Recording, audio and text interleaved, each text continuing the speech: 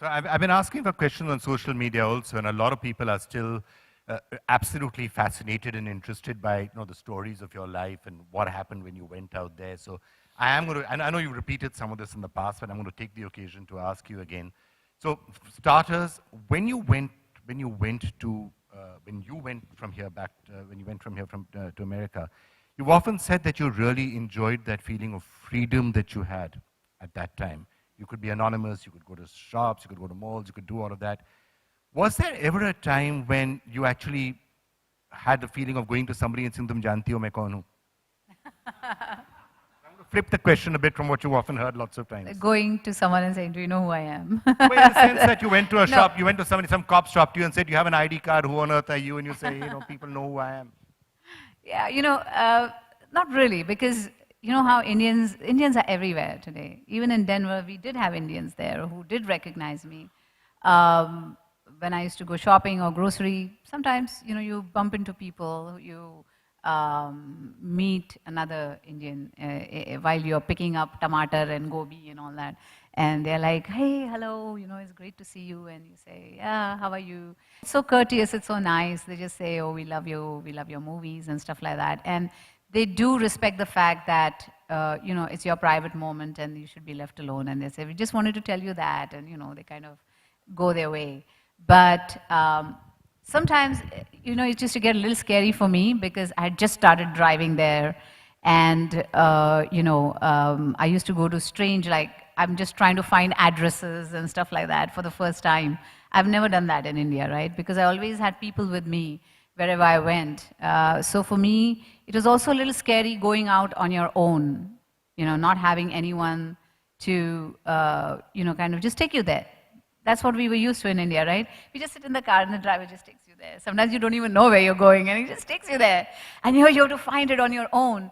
तभी थोड़ा कभी-कभी लगता था, I wish people would recognize me and they would say, "No, you're going the wrong way. Go that way, that's the way you want to go." But, that you have to discover everything yourself. And of course, the big problem that you will increasingly be facing going forward, and especially if you're sat in Lamas, when people are coming up to you and you're not expecting it, is that earlier they would ask you for autographs, and that's fine. Now everyone asks you for a selfie. And you're saying, "My God, look at the way my hair is." Yeah, the day you have oil in your hair and you think nobody's going to see you today, and you're like the shabbily dressed, and you're like, "I just want to go out, just get a pair of something, milk, lana hai bachon ke liye," and you just step out, and that's the day you're going to meet someone. Saying that, "Can we have a picture?" And you're like, "Oh my God, now she's going to have a picture with me, looking like this." So it does happen sometimes. And what did you say? "Can I give you an autograph?" Let's do it. Because they're your fans. So there are all those pictures of Madhuri Dixit out there with oil in her hair somewhere on the internet, which people can now go and find. Can we put them all up? No, I'm just kidding. I'm just kidding. And is it, actually, again, this question I'm sure you've been asked, but is it actually true that you had absolutely no idea of who she was? So no one believes it, but I grew up in LA and I worked at UCLA and with a lot of the celebrities, but I hadn't grown up watching Indian films. And so the way we put it is everyone put their pants on one leg at a time and you needed to treat them the same way. And so my parents moved to London in '63 and then to the US in '73 and really hadn't kept close ties to the Hindi films or anything else, unlike many Indians, I must say. But as a result of that, it was refreshing for her because I think one thing she didn't bring out to your question is that anonymity has its benefits. And them asking her who she was not a bad thing always, because here it's the opposite way, that she can't go anywhere. And she's a prisoner of her own fate, which is a good thing. But on the other hand, sometimes it makes you very, how should I put it, constrained. Even in Denver and any of the big cities like LA when we got married, there were a lot of Indians. And so it was an issue. But to answer your question, I really didn't know because I didn't grow up watching the films. I couldn't speak Hindi. I spoke Marathi fluently. And so for me, the Hindi films didn't have a draw. I'd only seen 2 films. One was Amar Akbar Anthony, and the other one was Pakiza, which my mom had an 8-track tape, and she would have in our car all the time.